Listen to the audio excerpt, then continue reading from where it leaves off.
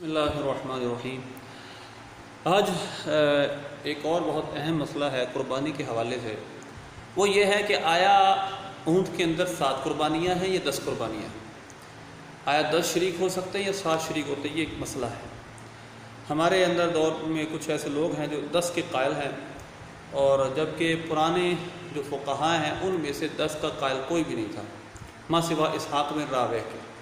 اس کے علاوہ جو مذاہب اربعہ ہیں، اہل سنت کے 4 مذاہب ہیں، ان میں سے کوئی مذہب بھی اس کا قائل نہیں ہے، یعنی مالکی، حنبلی، شافعی، حنفی، یہ سارے اس بات کے قائل ہیں کہ اونٹ میں بھی 7 قربانیاں ہی جائز ہیں، 7 شخص ہی شریک ہو سکتے ہیں۔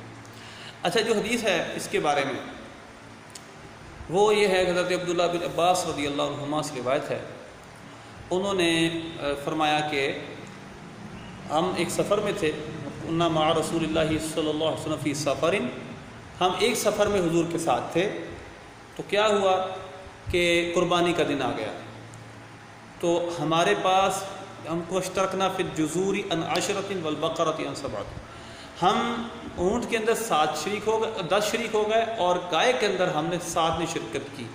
یہ ہے حدیث۔ اب پہلی بات میں آپ کو عرض کر دوں، یہ حدیث ایک قول پر منسوخ ہے۔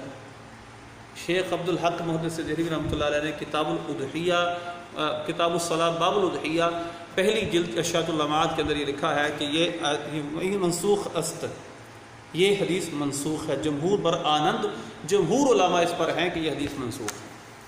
اچھا، اس کو منسوخ اور نہ بھی مانے تو پھر اس کی سند پہ کلام کر لیں۔ اس کی سند میں اگر آپ ابن ماجہ کا حاشیہ پڑھ لیں اس جگہ، تو انہوں نے اس کی سند پہ بحث کی ہے۔ اس کی سند میں ایک راوی ہے ہدیہ بن عبد الوہاب، اور ہدیہ بن عبد الوہاب کے بارے میں صراحتاً لکھا ہے یہ راوی ضعیف ہے۔ اسی طرح دوسرا راوی اس کے اندر حسین بن واقد، ابن حجر نے تقریب میں فرمایا کہ ہدیہ بن عبد الواہب ابو صالح صدوق، اور یہ یعنی کہ 2 راوی اس کے اندر جن کے اندر وہم ہے، یعنی اس کو بعد میں وہم ہونا شروع ہو گیا تھا، یہ اوہام کا شکار ہو گئے تھے۔ ہو سکتا ہے یہ ان کا وہم ہو کہ انہوں نے 10 کی بجائے 7 کی بجائے 10 کا لفظ بول دیا۔ تو اس کی سند میں جو راوی ہے ہدیہ بن عبد الوہاب، یہ ضعیف راوی ہے، اس وجہ سے یہ قابل عمل نہیں ہے۔ اور اس کے مخالف جو حدیثیں ہیں وہ قوی سند کی ہیں، صحیح سند کی ہیں۔ بس سیدنا جابر بن عبداللہ رضی اللہ تعالیٰ کی حدیث ہے، نبی پاک صلی اللہ علیہ وسلم کے ہم دور میں آپ کے ساتھ ہم 7 شخص گائے کے اندر شریک ہوتے تھے، اور 7 ہی ہم اونٹ کے اندر شریک ہوتے تھے۔ یہ حدیث ابن ماجہ میں بھی ہے، ابو داؤد میں بھی ہے، ترمذی میں جا بجا یہ حدیث موجود ہے۔ تو لہذا اکثر ہمارے فقہاء نے اسی حدیث کو لیا ہے، اس کی سند بھی درست ہے۔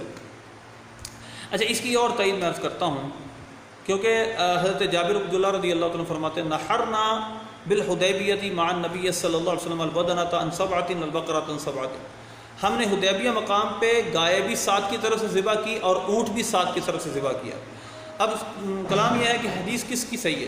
میں جیسے پہلے سند کے اعتبار سے تو حضرت سیدنا جابر کی حدیث صحیح ہے، اور دوسری بات یہ ہے کہ ایک اور بات حضرت ابن عباس رضی اللہ عنہما سے ہی ایک روایت ہے، ایک شخص، اب یہ راوی خود اپنی اس روایت کی مخالفت کر رہا ہے، اس کو کہتے ہیں وہ حدیث منسوخ ہو چکی ہے۔